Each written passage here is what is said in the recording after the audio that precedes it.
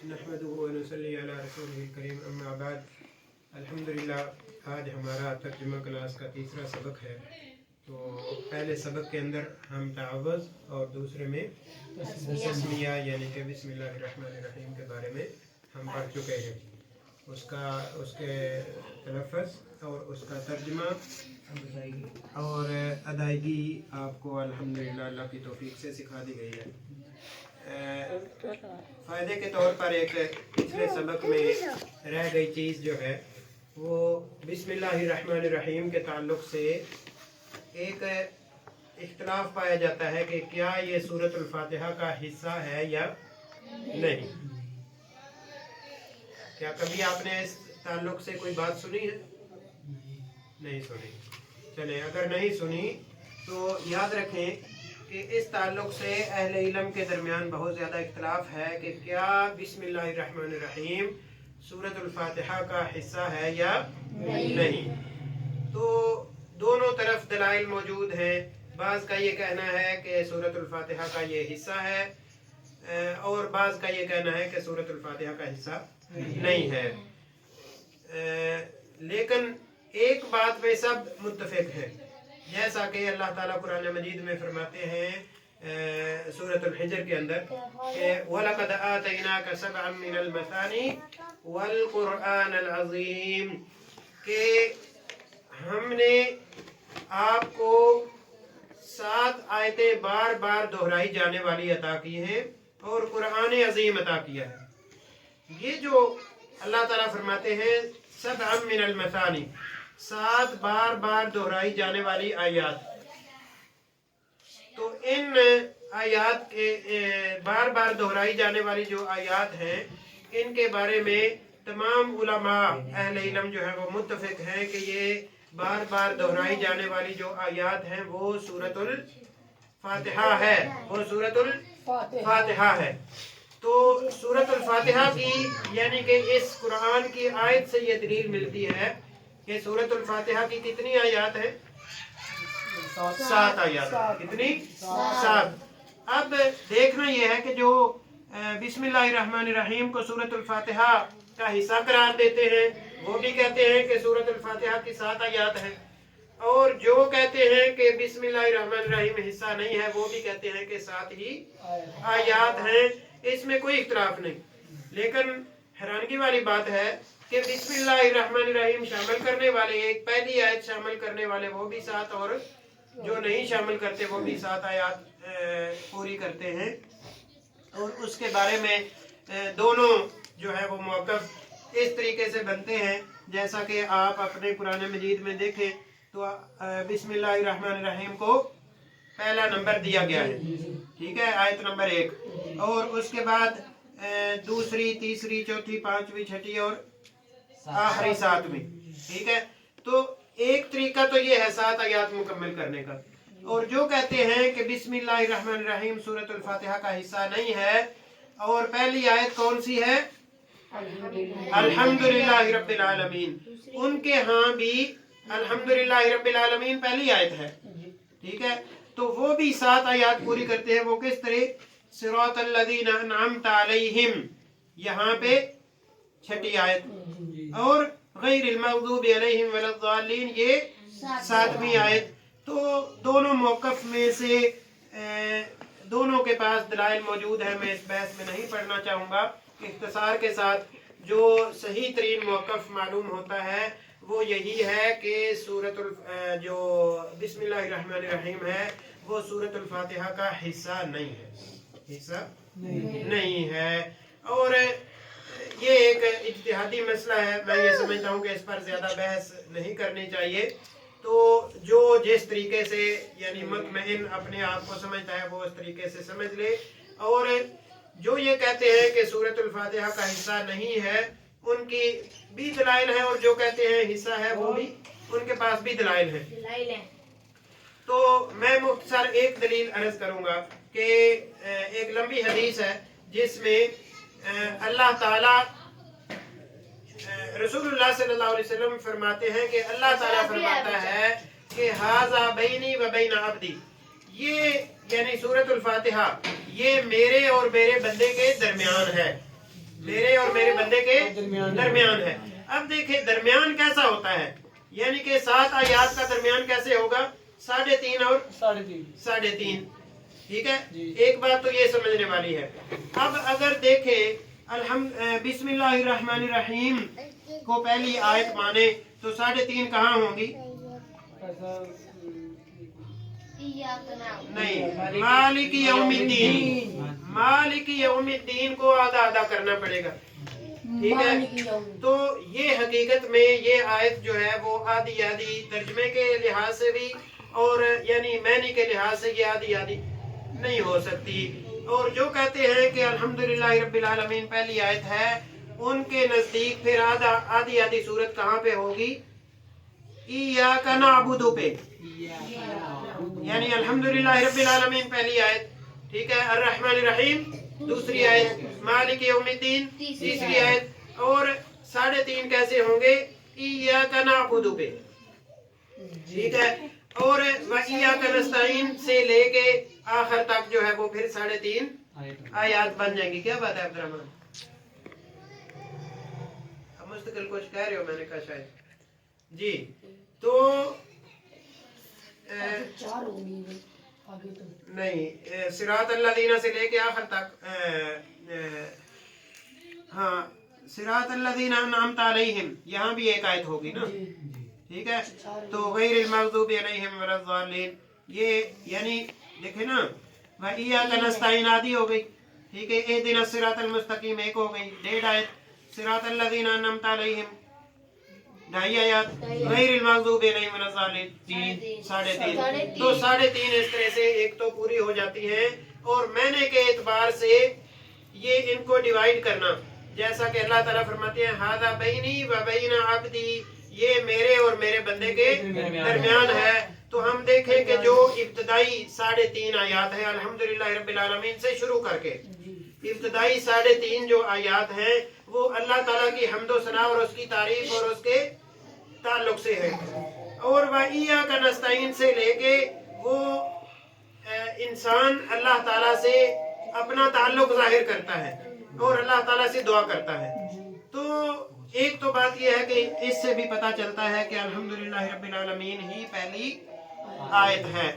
और दूसरी इसी हदीस में जहां अल्लाह ताला फरमाते हैं कि ये मेरे और मेरे बंदे के दरमियान तकसीम है, तो उसमें हदीस में बिस्मिल्लाहिर्रहमानिर्रहीम का जिक्र मौजूद नहीं है।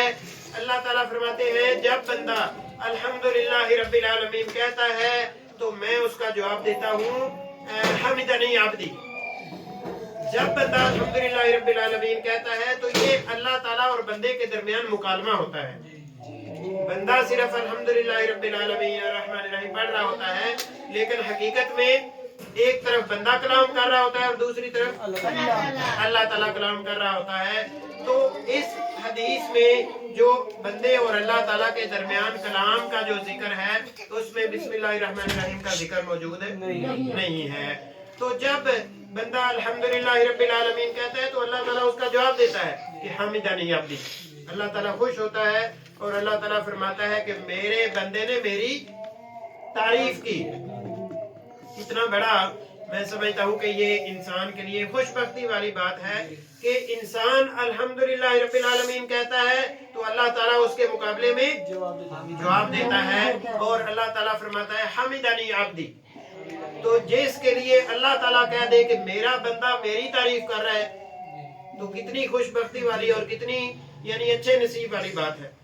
तो इसलिए सूरतुल फातिहा के बारे में क्योंकि अल्लाह ताला फरमाते हैं कि ये कसरत से पढ़ी जाने वाली आयत है, तो इब्तदाई तौर पर आपको ये यानी कुछ न कुछ मुझे उम्मीद है समझ आ गई होगी कि बिस्मिल्लाहिर्रहमानिर्रहीम इसका हिस्सा है या नहीं।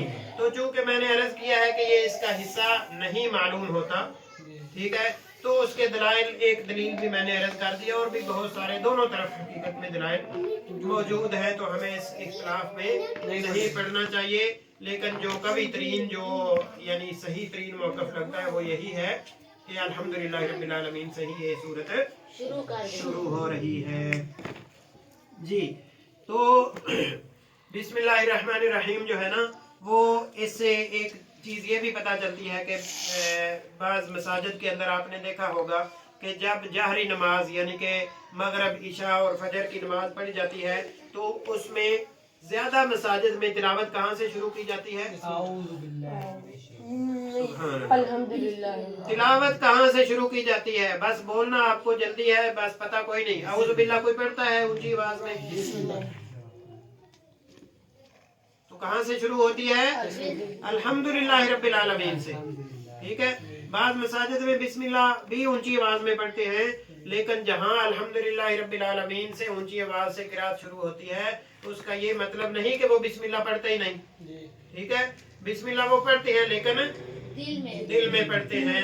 تو یہ بھی ایک یعنی کسی حد تک دلیل بن جاتی ہے کہ کیونکہ قرات جو ہے وہ الحمدللہ رب العالمین سے شروع ہوتی ہے، تو لہٰذا یہیں سے اس کی ابتدا بھی ہوتی ہے.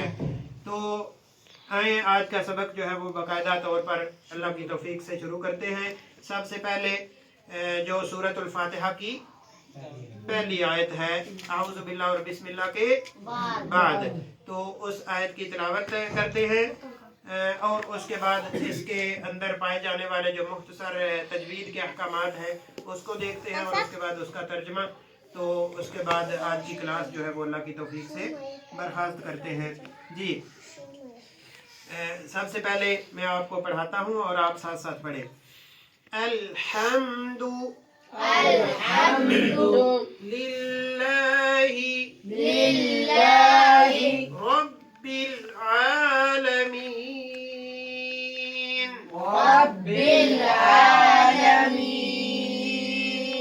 الحمد للہ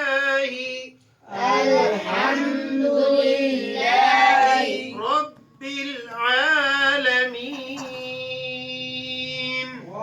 العالمین. یہاں پڑھ رہے ہیں انگلی بھی ساتھ رکھیں اور نظر بھی اس کے اوپر رکھیں. یہ ہمیشہ یاد رکھیں کہ پڑھنے کا یہ طریقہ ہوتا ہے. ٹھیک ہے. آپ کو بے شک یاد ہوگی لیکن منہ اٹھا کے نہیں پڑھتے. جو پڑھ رہے ہیں وہیں دیکھتے ہیں اور وہیں انگلی بھی رکھتے ہیں. جو حرف پڑھ لفظ پڑھ رہے ہیں اسی پر انگلی رکھنی ہے اور اسی پر دیکھنا ہے. جی دوبارہ بول لیں.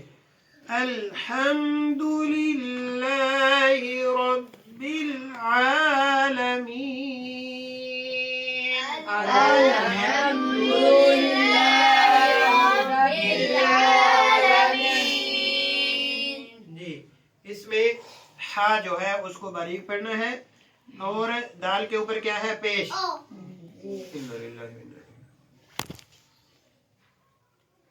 چلے اس کی وہ جو ہے نا وہ آن کر دے لائٹ.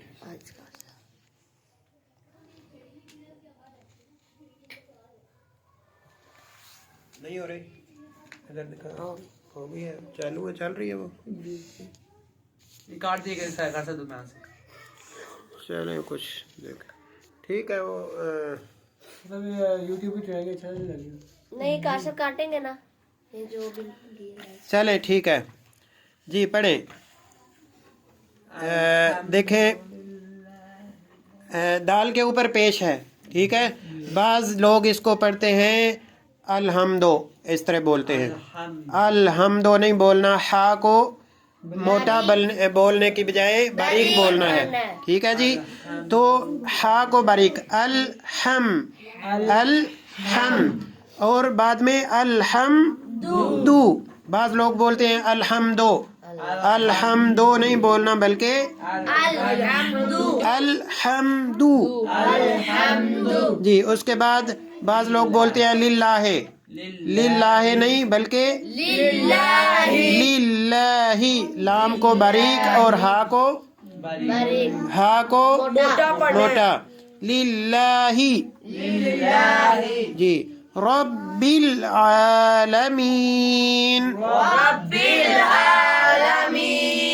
را کو خوب بر کر کے پڑھیں گے، موٹا پڑھیں گے کیونکہ اس کے اوپر زبر ہے. اور عین کو جھٹکا نہیں لگانا. ٹھیک ہے. رب العالمین نہیں بولنا بلکہ ہاں رب العالمین. جی تو اس کا پہلے لفظی ترجمہ دیکھ لیں. الحمد ہاں تمام تعریفیں للہ واسطے اللہ تعالیٰ کے ہیں ربی کا میننگ ہے رب ٹھیک ہے تو جملہ کو کلیئر کرنے کے لیے جملہ بنانے کے لیے جو رب ہے العالمین یہ جمع ہے عالم کی عالم کی تو عالم کہتے ہیں جہان کو ٹھیک ہے ایک یعنی یہ ایک جہان ہے دنیا اسی طرح آخرت بھی ایک جہان ہے ٹھیک ہے اسی طرح برزخ بھی یعنی کہ جو دنیا اور آخرت کے درمیان کا وقت ہے وہ بھی ایک جہان ہے ٹھیک ہے تو العالمین سے مراد ہے تمام جہان یعنی ایسی تمام جگہیں جہاں کوئی نہ کوئی موجود ہے ٹھیک ہے اس کو عالم یعنی اس کو عالم کہتے ہیں اور تمام ان جگہوں کو کیا کہتے ہیں ہاں العالمین تو اس کا جو با محاورہ ترجمہ ہوگا وہ ہوگا تمام تعریفیں واسطے اللہ تعالیٰ کے ہیں جو رب ہے تمام جہانوں کا جی تو اس میں یہ اس آیت سے ہمیں یہ پتہ چلتا ہے کہ حمد اور تعریف اللہ تعالیٰ کے لیے ہے ٹھیک ہے جی اور یاد رکھیں حمد کا میننگ جو ہے نا نہیں لکھنا ابھی حمد کا میننگ جو ہے وہ ہے تعریف وہ کسی کی بھی تعریف ہو لیکن حمد کے ساتھ جب الف لام لگ جائے گا تو وہ ہو جائے گی تمام قسم کی تعریف تو کسی انسان کے لیے تمام قسم کی تعریف نہیں ہو سکتی تمام قسم کی تعریف کے لائق کون ہے اللہ تعالیٰ تو اس لحاظ سے الحمد یعنی کہ تمام تعریفیں جیسا کہ بعض لوگ کہتے ہیں نا کہ جب اللہ تعالیٰ کی اشعار میں حمد یعنی کہ تعریف کرنی ہو تو کہتے ہیں کہ یہ کیا ہے یہ حمد ہے ٹھیک ہے تو اشعار میں جب نبی صلی اللہ علیہ وسلم کی تعریف کرنی ہو تو کیا کہتے ہیں یہ نعت ہے جبکہ یہ جو لفظ ہیں یہ معنی کے اعتبار سے درست نہیں ہے کیونکہ حمد جو ہے وہ ہوتا ہے تعریف کسی کی بھی تعریف ہو ایک انسان اپنے والد کی تعریف کرتا ہے ٹھیک ہے اپنے استاد کی تعریف کرتا ہے اپنے جو ہے وہ یعنی مکتب کی مدرسے کی اسکول کی کالج کی یونیورسٹی کی تعریف کرتا ہے ہمیں وہاں فلاں سہولیات میسر ہیں میرے والد صاحب جو ہیں وہ میرے لیے فلاں چیز ہاں لاتے ہیں یا مجھے فلاں سہولیات میسر کرتے ہیں تو یہ بھی والد کی کیا ہے حمد ہے تعریف ہے لیکن اللہ تعالیٰ کے لیے جو کیا لفظ استعمال ہوگا وہ الحمد ہوگا ہاں تو بہرحال عموماً اگر اللہ کی تعریف کے جو کلمات ہیں یعنی اگر ہم کہیں کہ ہم کیا کر رہے ہیں حمد پڑھ رہے ہیں تو عرف عام میں لوگ سمجھ جاتے ہیں کہ یہ اللہ تعالیٰ کی تعریف کر رہے ہیں تو بہرحال اس کے لیے یعنی حمد کا جو حقیقی معنی ہے وہ تعریف ہے وہ کسی کی بھی ہو تو اس لحاظ سے الحمد یعنی کہ تمام تعریفیں للہ کس کے لیے ہیں اللہ تعالیٰ کے لیے تو اللہ تعالیٰ کے لیے تعریفیں کیوں ہیں دیکھیں نا والد کے لیے تعریف میں نے ذکر کی تو اس کا کوئی ریزن ہے ٹھیک ہے اسی طرح کوئی اپنے اسکول کی کالج کی یونیورسٹی کی مدرسے کی کوئی تعریف کرتا ہے تو اس کی کوئی وجہ ہے ٹھیک ہے جو کہیں اور اس کو میسر نہیں کوئی اور کہیں اور اس کو ملتی نہیں ٹھیک ہے تو اس جگہ کی تعریف کرنے کی وجہ اس کے پاس موجود ہوتی ہے ٹھیک ہے اسی طرح اپنے رب کی اللہ تعالیٰ کی تعریف کرنے کی وجہ کیا ہے کہ وہ رب العالمین ہے وہ کیا ہے رب العالمین ساتھ ہی اس آیت کے اندر اللہ تعالیٰ فرما دیتے ہیں کہ اللہ تعالیٰ کی تعریف ہے تو کیوں ہے اس لیے کہ وہ رب العالمین ہے اب رب العالمین کس کو کہتے ہیں؟ یہ بات ایک سمجھ لیجئے. رب العالمین اللہ تعالیٰ کو کہتے ہیں. تو اس کا حقیقی میننگ کیا ہے کہ ایسی ذات. رب کس کو کہتے ہیں؟ رب کا میننگ کیا ہے؟ پالنے والا. ٹھیک ہے، لیکن اس کا حقیقی معنی دیکھیں، جو والد اپنے بچوں کے لیے محنت مزدوری کرتا ہے اس کو بھی حدیث میں رب الاسرہ کہتے ہیں. رب الاسرہ یعنی کہ فیملی کو پالنے والا. ٹھیک ہے. ہاں، اب اس کے لیے راستہ ہے کہ وہ جائز طریقے سے ان کو پالتا ہے یا ناجائز طریقے سے، لیکن بہرحال اس کو رب الاسرہ کہا جائے گا. لیکن رب العالمین کون ہے؟ اللہ تعالیٰ کی ذات ہے. وہ صرف اسرہ کا رب ہے، اسرہ کو پالنے والا ہے، یعنی کہ اپنی فیملی کو پالنے والا ہے. تو لیکن جو رب ہے وہ کس کا پالنے والا ہے؟ تمام جہانوں کا. یعنی کہ جو والد ہے وہ بے شک رب الاسرہ ہے، لیکن اس کے باوجود اس والد کو بھی پالنے والا کون ہے؟ اللہ تعالیٰ. جی، تو رب کا جو حقیقی معنی ہے وہ یہ ہے کہ ایسی ذات، ہمیشہ یاد رکھیں یہ بہت یعنی اہم ہے یہ پوائنٹ، ایسی ذات جو تمام مخلوقات کی ضروریات کو پورا کرتے ہوئے ان کو رزق مہیا کرے. تمام مخلوقات کی ضروریات کو ملحوظ رکھتے ہوئے ان کو رزق مہیا کرے یا ان کو تمام سہولیات مہیا کرے. یہ مکان ہمیں کس نے دیا؟ اللہ تعالیٰ نے. یہ زمین ہمیں کس نے دی جس پر مکان بنا ہوا ہے؟ اللہ تعالیٰ نے. ٹھیک ہے. اللہ تعالیٰ قرآن مجید میں اگلے اسی سورۃ البقرہ کے ابتدا میں ہی آتا ہے، الذی جعل لکم الارض فراشا. وہ ایسی ذات ہے جس نے زمین کو تمہارے لیے فرش بنا دیا ہے، یعنی کہ رہنے کی جگہ بنا دیا ہے. والسماء بناء، اور آسمان کو چھت بنا دیا ہے. ٹھیک ہے. تو جیسے کہتے ہیں نا کہ جس کا کوئی بھی نہیں ہوتا اس کا کون ہوتا ہے؟ اللہ تعالیٰ. تو وہی ذات ہے کہ جو اللہ تعالیٰ، اس کی صفت ہے کہ وہ رب العالمین ہے، تمام جہانوں کا پالنے والا ہے، تمام جہانوں کا رب ہے اور پالنے والا ہے. تو جب ہمارا بھی پالنے والا اللہ تعالیٰ ہے تو پھر ہمیں عبادت کس کی کرنی ہے؟ اللہ تعالیٰ کی. تو اللہ تعالیٰ کے علاوہ ہم نے اگر کسی اور کی عبادت کی تو پھر اس کا مطلب یہ ہے کہ ہم نے اللہ تعالیٰ کے حقوق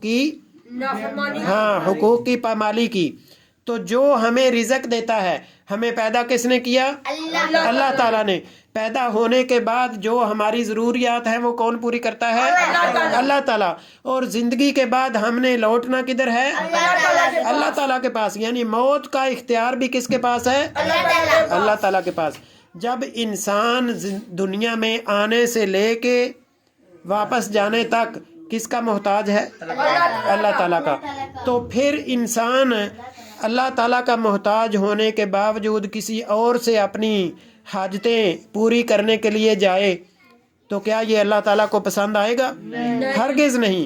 اسی وجہ سے اللہ تعالیٰ قرآن مجید میں فرماتے ہیں کہ ان شرک لظلم عظیم، کہ شرک جو ہے وہ بہت بڑا ظلم ہے. تو وہ ظلم انسان کس پر کر رہا ہوتا ہے؟ اپنے آپ پر. اللہ تعالیٰ تو بے نیاز ہے. ٹھیک ہے. یہاں تک کہ رسول اللہ صلی اللہ علیہ وسلم نے فرمایا کہ اگر تمہارے جوتے کا تسمہ بھی ٹوٹ جائے تو وہ کس سے طلب کرو؟ اللہ تعالیٰ سے طلب کرو. اس کا یہ مطلب ہرگز نہیں کہ آپ دکان پہ نہ جائیں. یہ بات کو سمجھ لیں. اس پوائنٹ کو واضح کرنے کے بعد میں بات کو ختم کرتا ہوں. اس کا مطلب ہرگز نہیں کہ آپ کا تسمہ ٹوٹ گیا تو آپ دکان پر نہ جائیں. ٹھیک ہے. آپ بیٹھ جائیں اور آپ اللہ تعالیٰ سے کہیں کہ یا اللہ مجھے تسمہ دے. ٹھیک ہے. اللہ تعالیٰ کی ذات جو ہے وہ بے نیاز ہے. ٹھیک ہے. اس کا میننگ یہ ہے کہ اگر کوئی بھی انسان آپ کو یا آپ کے پاس ایسی سہولت میسر نہیں کہ آپ تسمہ لے سکیں، آپ کے پاس اگر کوئی سہولت میسر نہیں کہ آپ تسمہ لے سکیں، تو پھر بھی تسمہ بے شک حقیر سی چیز ہے نا، ٹھیک ہے، تو پھر بھی وہ کس سے طلب کرنا ہے؟ اللہ تعالیٰ سے۔ جب اتنی حقیر سی چیز بھی ہمیں طلب کرنی ہے تو اللہ تعالیٰ سے، تو پھر بڑی بڑی چیزیں ہم اللہ تعالیٰ سے کیوں نہ طلب کریں؟ ٹھیک ہے، تو اسی لیے نبی صلی اللہ علیہ وسلم دوسرے مقام پر فرماتے ہیں جب بھی اللہ تعالیٰ سے سوال کرو نا جنت کا، تو جنت الفردوس کا، یعنی جنت میں جو سب سے اعلیٰ مقام ہے اس کا سوال کرو۔ ٹھیک ہے، ہاں، تو اس لیے اللہ تعالیٰ ہر کام کرنے کا اختیار رکھتا ہے، جیسا کہ اللہ تعالیٰ فرماتے ہیں ان اللہ علی کل شیء قدیر، اللہ تعالیٰ ہر چیز کرنے پر، ہر کام کرنے پر قدرت رکھتا ہے، لیکن کون سا کام کب کرنا ہے، کون سا کام ہے کب کرنا ہے، کس وقت کرنا ہے، کس جگہ پہ کرنا ہے، کس انسان کو کیا دینا ہے، وہ کون جانتا ہے؟ اللہ تعالیٰ۔ ہم بعض اوقات جلد بازی کرتے ہوئے ہم کہتے ہیں یا اللہ مجھے گاڑی چاہیے، یا اللہ مجھے مکان چاہیے، ٹھیک ہے، یا اللہ مجھے فلاں فلاں ضرورت ہے۔ نبی صلی اللہ علیہ وسلم نے فرمایا ایسا ایک انسان دعا کر رہا تھا تو نبی صلی اللہ علیہ وسلم نے فرمایا اس نے بہت جلد بازی سے کام لیا ہے، سب سے پہلے اس کو اللہ تعالیٰ کی تعریف کرنی چاہیے تھی۔ ٹھیک ہے، یہ چیزیں بے شک اللہ تعالیٰ سے طلب کریں، لیکن سب سے پہلے اللہ تعالیٰ کی حمد و ثنا بیان کریں، تعریف کریں، پھر رسول اللہ صلی اللہ علیہ وسلم پر درود پڑھیں، اور اس کے بعد اپنی حاجت اللہ تعالیٰ سے ہاں طلب کریں اور اپنی حاجت اللہ تعالیٰ سے مانگیں۔ تو اس لحاظ سے دنیا کے اندر رہتے ہوئے یاد رکھیں کہ کسی بھی چیز کی ضرورت ہے تو وہ کس سے طلب کرنی ہے؟ اللہ تعالیٰ سے۔ اب ایک مغالطہ یہاں اور لوگوں کو ہوتا ہے، وہ یہ ہوتا ہے کہ لوگ کہتے ہیں کہ دیکھو جی آپ اپنی امی سے روٹی مانگتے ہیں، ٹھیک ہے، آپ کو بھوک لگتی ہے، آپ روٹی کیسے مانگتے ہیں؟ امی سے، ٹھیک ہے، تو وہ کہتے ہیں کہ دیکھو جی مدد تو اللہ تعالیٰ سے طلب کرنی ہے، آپ تو اپنی امی سے مدد طلب کر رہے ہیں۔ ذریعہ وہ نہیں، ظاہر ہے مدد تو آپ طلب کر رہے ہیں نا، ٹھیک ہے، تو مدد ہم نے کیا بولا تھا کہ مدد کس سے طلب کرنی ہے؟ اللہ تعالیٰ سے۔ تو یہ چیز جو ہے نا وہ جب آپ سمجھ جائیں گے آپ کو یہ مغالطہ جو ہے نا وہ سمجھ آ جائے گا کہ اس مغالطے کا جواب کیا ہے۔ یاد رکھیں اللہ تعالیٰ قرآن مجید میں فرماتے ہیں وَتَعَاوَنُوا عَلَى الْبِرِّ وَالتَّقْوَى، کہ ایک دوسرے کا نیکی اور پرہیزگاری کے کام میں ایک دوسرے کی مدد کرو، ٹھیک ہے، ایک دوسرے کی مدد کرنے کا حکم اللہ تعالیٰ نے قرآن مجید میں دیا ہے، ٹھیک ہے۔ تو اب کیسے پتہ چلے گا کہ اللہ تعالیٰ سے کہاں مدد طلب کرنی ہے، اور کیسے پتہ چلے گا کہ لوگوں سے، انسانوں سے مدد کہاں طلب کرنی ہے؟ یہ مثال آپ ایسے سمجھ لیں کہ مثال کے طور پہ میرے پاس 50 روپے ہیں، ٹھیک ہے، بات کو سمجھیے گا۔ آپ مجھے کہیں، آپ کو نہیں پتا کہ اس کے پاس کتنے پیسے ہیں، ٹھیک ہے، آپ مجھے کہیں مجھے یہ مجبوری ہے، فلاں فلاں فلاں کچھ بھی بات کر کے قاری صاحب مجھے 10 روپے کی ضرورت ہے، ٹھیک ہے، تو کیا میں مدد کر سکتا ہوں یا نہیں؟ کر سکتا ہوں، اس لیے کہ میرے پاس کتنے ہیں؟ 50 روپے ہیں، ٹھیک ہے، کروں یا نہ کروں یہ الگ معاملہ ہے، لیکن کر تو سکتا ہوں نا، میرے پاس طاقت تو ہے کرنے کی، ٹھیک ہے، تو لیکن یعنی کہ 10 روپے کوئی مانگے تو میرے پاس طاقت ہے، میں وہ دے سکتا ہوں۔ اب دوسرا شخص آتا ہے، وہ کہتا ہے جی مجھے 100 روپے کی ضرورت ہے، آپ مجھے میری مدد کریں، آپ میری مدد کریں، تو کیا میرے پاس طاقت ہے کہ میرے پاس 50 ہوں تو میں اس کو 100 دے سکوں؟ نہیں دے سکتا۔ تو جب میرے پاس 50 ہوں گے تو 50 تک میں زیادہ سے زیادہ مدد کر سکتا ہوں، لیکن جب میرے پاس 50 ہیں تو میں 60 کی بھی مدد نہیں کر سکتا، وہ تو 100 طلب کر رہا ہے، ٹھیک ہے۔ تو یہ ہوتا ہے میرے پاس سبب ایک موجود ہے کہ میں 50 تک مدد کر سکوں، لیکن 60 روپے کی مدد کرنے کا سبب میرے پاس موجود نہیں ہے۔ تو وہ جو کسی کے پاس سبب موجود ہو تو اتنی مدد اس سے طلب کی جا سکتی ہے، لیکن اس کو کہتے ہیں استعانہ ما تحت الاسباب۔ استعانت ہوتا ہے مدد طلب کرنا، ما تحت الاسباب یعنی اسباب کے تحت، اسباب کے اندر رہتے ہوئے مدد طلب کرنا، یہ انسان کو اللہ تعالیٰ نے حکم دیا ہے کہ وَتَعَاوَنُوا عَلَى الْبِرِّ وَالتَّقْوَىٰ، ایک دوسرے کی نیکی اور پرہیزگاری کے کاموں میں مدد کرو، ٹھیک ہے۔ تو لیکن جو ہوتا ہے دوسرا ہوتا ہے استعانہ ما فوق الاسباب، ما فوق الاسباب، یعنی میرے پاس اسباب نہیں ہیں تو پھر بھی مدد طلب کرنی ہے، وہ کیسے کرنی ہے؟ اللہ تعالیٰ وہ اللہ سے کرنی ہے، ٹھیک ہے۔ تو اس لیے مدد، لوگوں سے مدد طلب کرنا اور اللہ سے مدد طلب کرنا، اس میں فرق واضح ہے۔ اولاد کون دیتا ہے؟ اللہ تعالیٰ اللہ تعالیٰ دیتا ہے۔ تو اللہ تعالیٰ کے کاموں میں کوئی شریک نہیں ہے۔ شریک کہتے ہیں اس کا ساتھی، مددگار، اس کا جو ہے نا وہ پارٹنر، ٹھیک ہے۔ تو اللہ تعالیٰ کا کوئی ساتھی، شریک، مددگار، پارٹنر نہیں ہے، کوئی بھی نہیں، ٹھیک ہے۔ تو اولاد کون دیتا ہے؟ اللہ تعالیٰ۔ اب کوئی جو ہے وہ کسی شدولے پیر کے پاس، چوہے شاہ کے پاس، کوئی پتہ نہیں کس کے پاس کوئی جا کے وہ کہے کہ مجھے جو ہے نا وہ اولاد کی ضرورت ہے۔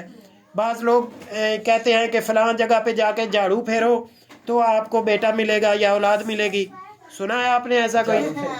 ہوتا ہے ایسے، ٹھیک ہے۔ بعض لوگ کہتے ہیں فلاں جا کے وہاں جو ہے نا وہ ٹالی کا نہیں بیری کا درخت ہے، اس کو ہلاؤ، پتا گرا تو بیٹی ہوگی، بیر گرا تو بیٹا ہوگا، ٹھیک ہے۔ اب گرتے کیا ہیں؟ کچھ بھی نہیں، زیادہ تر بیر گرتے ہیں یا پتے گرتے ہیں؟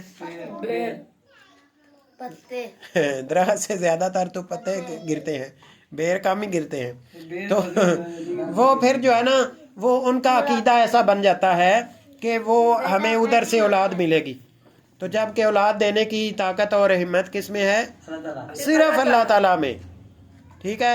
اسی طرح بارش کون برساتا ہے؟ اللہ تعالیٰ۔ ہاں، تو اس لحاظ سے اس میں یہ کہنا کہ ادھر بارشیں زیادہ ہو رہی ہیں یہ امریکہ کا ہاتھ ہے، وہ یہ تجربات کر رہے ہیں۔ بعض لوگوں نے جب پچھلے موسم میں آیا تھا سیلاب تو اس طرح کی باتیں کی تھی، ٹھیک ہے۔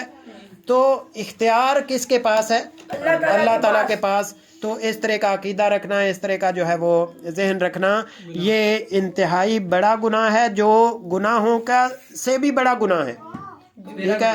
ہاں، تو یہ شرک ہے۔ تو شرک کے بارے میں اللہ تعالیٰ فرماتے ہیں میں کبھی مشرک کو معاف نہیں کروں گا۔ تو اختصار کے یعنی اختصار ابھی بھی میرے خیال سے اب ساری باتیں وضاحت ہو چکی ہوں گی اور آپ سمجھ چکے ہوں گے کہ رب العالمین جو ہے وہ اللہ تعالیٰ کی ذات ہے، اور رزق مہیا کرنا یہ اللہ تعالیٰ کے اختیار میں ہے، اور تمام ضروریات، صرف رزق نہیں بلکہ تمام ضروریات کو پورا کرنے والا کون ہے؟ اللہ تعالیٰ۔ اللہ تعالیٰ ہے۔ اس لیے ہمیں جو ضروریات ہمارے والد صاحب پوری کر سکیں، والدہ پوری کر سکیں، بہن بھائی پوری کر سکیں، ان سے ضرورت کے تحت مدد لینا، اس میں کوئی حرج والی بات نہیں۔ لیکن جو اختیارات میرے یعنی ہمارے والدین کے پاس نہیں ہیں، ہمارے بہن بھائیوں کے پاس نہیں ہیں، وہ اختیارات صرف کس کے پاس ہیں؟ اللہ تعالیٰ کے پاس۔ اور جو ہمارے والدین کے پاس، بہن بھائیوں کے پاس اختیارات ہیں، وہ بھی اختیار حقیقت میں کس کے پاس ہیں؟ اللہ تعالیٰ کے پاس۔ اللہ تعالیٰ کے پاس ہیں۔ تو اس لحاظ سے حقیقی مدد کرنے والا کون ہے؟ اللہ تعالیٰ۔ تو بعض لوگ کہتے ہیں، ایک اور چیز آخر میں آپ کو ذکر کر دوں کیونکہ یہ بہت سارے مغالطے ہوتے ہیں۔ بعض لوگ کہتے ہیں جی اللہ تعالیٰ کا جو اختیار ہے وہ ذاتی ہے، اور جو پیروں کا یا فلاں کا اختیار ہے وہ عطائی ہے، ٹھیک ہے۔ عطائی کیا ہوتا ہے؟ عطائی ہوتا ہے کہ یعنی اللہ تعالیٰ نے ان کو عطا کیا ہے۔ اب آپ کو کس نے یہ گارنٹی دی یا کس نے یہ شورٹی دی کہ اس کے پاس فلاں اختیار عطائی ہے یا نہیں؟ دیکھیں نا، والدہ کے پاس اختیار موجود ہے کہ وہ روٹی پکا سکتی ہے، دے سکتی ہے، ٹھیک ہے۔ لیکن ایک آپ کا چھوٹا بھائی ہے، مثال کے طور پہ 10 سال کا ہے، 5 سال کا ہے، اس کے پاس اختیار ہے کہ وہ روٹی پکا سکتا ہے، ٹھیک ہے۔ تو والدہ کے پاس اختیار کا موجود ہونا یہ معلوم ہے، اس کے پاس اختیار ہے۔ لیکن اسی طرح جو چھوٹا بچہ ہے اس کے پاس معلوم ہے کہ اس کے پاس اختیار نہیں ہے، لیکن بعض ایسی چیزیں ہوتی ہیں کہ ہمیں پتہ ہی نہیں کہ یہ اس کے پاس اختیار ہے یا نہیں، یہ درمیان والا راستہ ہے. تو جس کے بارے میں ہمیں پتہ ہی نہیں کہ اس کے پاس یہ اختیار ہے یا نہیں، تو اس کے پاس جانے کی ضرورت ہے یا نہیں؟ نہیں ضرورت. اس لیے کہ عقل مند انسان اسی کے پاس جاتا ہے جس کے پاس اس کی ضرورت پوری ہوتی ہے. لیکن جس کے پاس پتہ ہی نہیں کہ میری ضرورت پوری ہوگی یا نہیں، تو پھر اس کے پاس جائے تو وہ احمق ہوگا یقیناً. ٹھیک ہے. تو اس لیے اولاد کا اختیار اللہ تعالیٰ کے پاس ہے. تو ایک انسان کسی دوسرے انسان کے پاس یا کسی قبر کے پاس چلا جائے اور وہ کہے کہ اللہ تعالیٰ کا یہ ان کا دیا ہوا اختیار جو ہے وہ عطائی ہے، ٹھیک ہے، تو کس نے اس کو یہ شورٹی دی ہے، کس نے اس کو گارنٹی دی ہے، کس نے اس کو تعلیم دی ہے کہ اس کے پاس اختیار عطائی ہے؟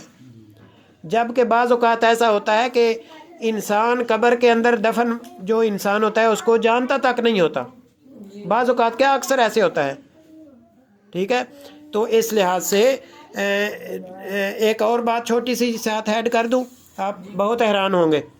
لاہور میں جس کو داتا بولا جاتا ہے، ٹھیک ہے، آپ حیران ہوں گے کہ ادھر کوئی بھی انسان دفن نہیں ہے. کوئی بھی انسان اس قبر کے اندر دفن نہیں ہے.